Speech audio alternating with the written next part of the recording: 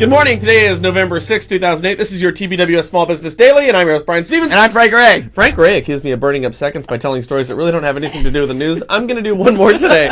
What happened is I got a wrong phone call this morning at 5 o'clock in the morning, kind of early. It turned out to be somebody named April who builds race cars in North Carolina. I thought it was kind of interesting. Got her email address. We put her on the daily. So April in North Carolina who builds race cars, hello from Brian and Frank. On to the news. Okay, the European Central Bank has cut their interest rates by 0.5%. Wow. They're doing that, obviously, to try to get their economy going. Now, the Bank of England, who is not on the euro, they cut rates by 1.5%. That's the lowest level since 1955. Get this, they're at 3% right now. Wow.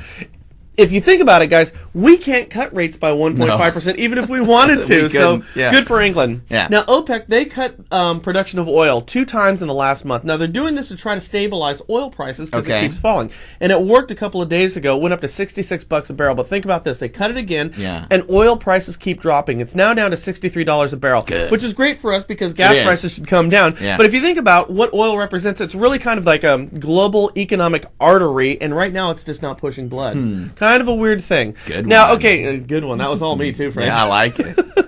Okay, now we got a new stimulus package. It's on the way. It's $61 billion, and there's talk that it could be here before Christmas. Really? Now, Speaker of the House Pelosi, yes, that Nancy Pelosi, she's trying to push this through what amounts to a lame duck Congress, and what that means is that Congress, it's not going to be here after the first of the year because they've, some have been voted out of office. Right. So they're pushing this through, so hopefully we're going to have Christmas presents that we don't deserve. Yeah. Okay, now Reunion Mortgage, they're out of Milpitas, California. Yeah. They overnight abruptly pulled out of Florida. They literally one day were there and next day sayonara. We've all seen that happen with a bunch of different companies.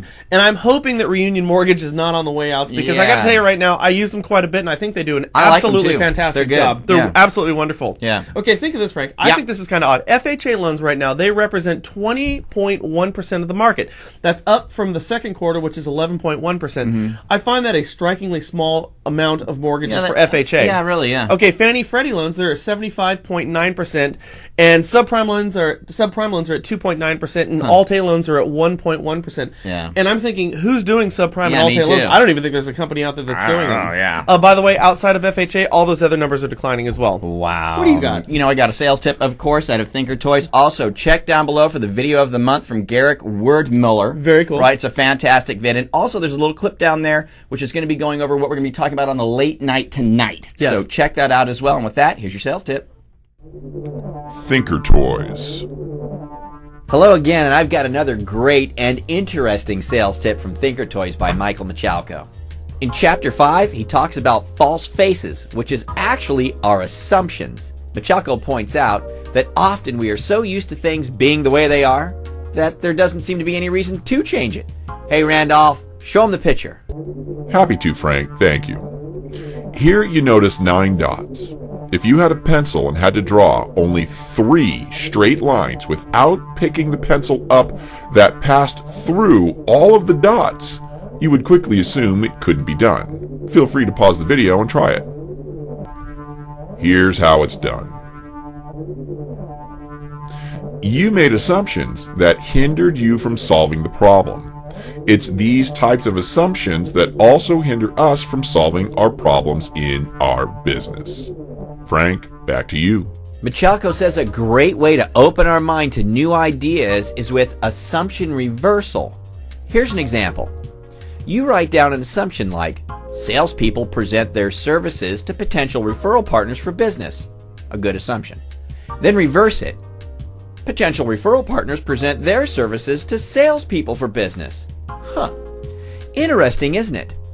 I mean, what would create a more meaningful conversation with a potential referral partner? You calling them to tell them about your services and how you conduct your business, or you calling and asking them to tell you about their services and how they conduct their business? Assumption reversal is a great technique for generating new ideas.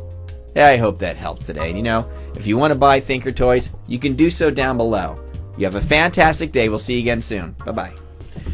There you go. I hope I get a lot of money from Nancy Pelosi for Christmas. Don't you? We're a little punchy today, Frank. Yeah. You guys have a great day. We'll see you later. Think big. Work small. Bye. Bye.